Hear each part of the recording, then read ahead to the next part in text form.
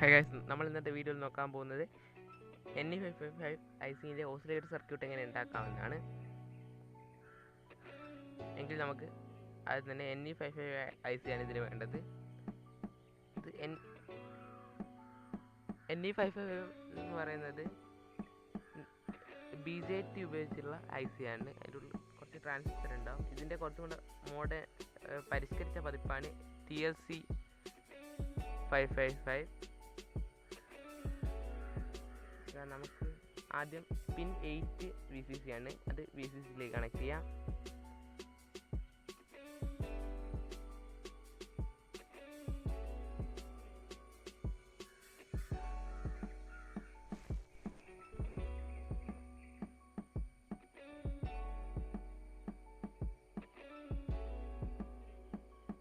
അതുപോലെ തന്നെ പിൻ 4 റീസെറ്റ് പിന്നാണ്, അതും VCCയിലേക്ക് കണക്ട് ചെയ്യണം.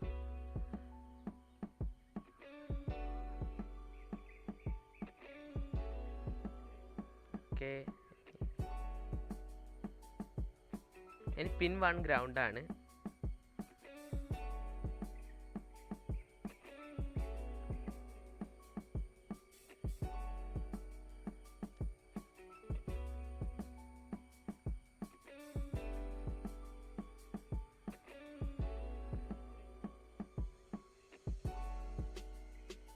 പിൻ 5ലേക്ക് ഒരു കപ്പാസിറ്റർ കണക്ട് ചെയ്യാം. 0.001 മൈക്രോഫാരഡിൻ്റെ കപ്പാസിറ്ററാണ് കണക്ട് ചെയ്യേണ്ടത്. അത് ആ കപ്പാസിറ്ററിൻ്റെ അഗ്രത്തിലേക്കാണ് നമ്മൾ ഗ്രൗണ്ട് കണക്ട് ചെയ്യേണ്ടത്.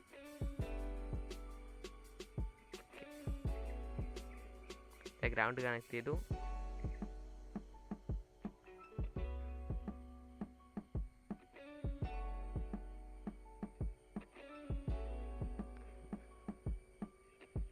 ഇത് കൊടുക്കേണ്ടത് പിൻ 2ഉം പിൻ 6ഉം കണക്ട് ചെയ്ത് അതിലേക്കാണ്. എന്നിട്ട് അതിൽ നിന്നും ഒരു പൊട്ടൻഷ്യോ മീറ്റർ കണക്ട് ചെയ്യേണ്ടതുണ്ട്.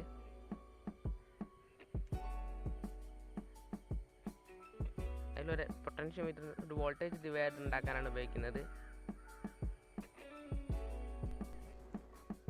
ഓക്കെ, നമ്മൾ പിൻ 6ഉം പിൻ 2ഉം നമ്മൾ കണക്ട് ചെയ്തു.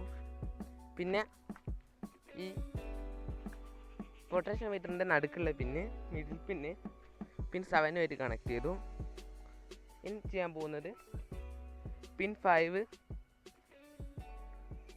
പിൻ 7 പിൻ 2 ആയിട്ട് കണക്ട് ചെയ്ത് രണ്ടും തമ്മിൽ കണക്ട് ചെയ്തതിനെ കൊണ്ട്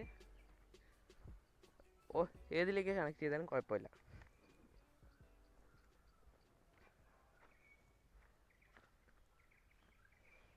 ഓക്കെ, അത് കണക്ട് ചെയ്തു.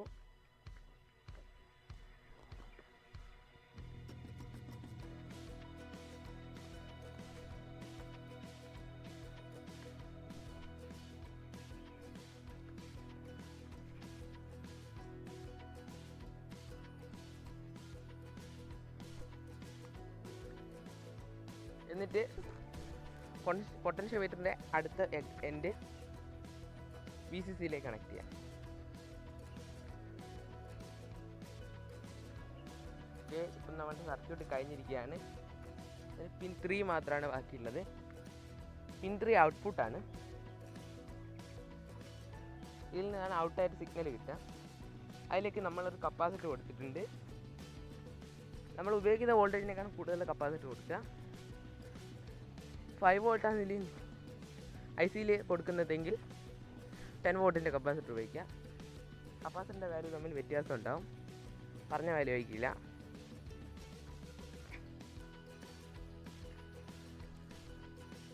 വീഡിയോ ഇഷ്ടപ്പെട്ടെങ്കിൽ ലൈക്ക് ചെയ്യുക, സബ്സ്ക്രൈബ് ചെയ്യുക, ഷെയർ ചെയ്യുക.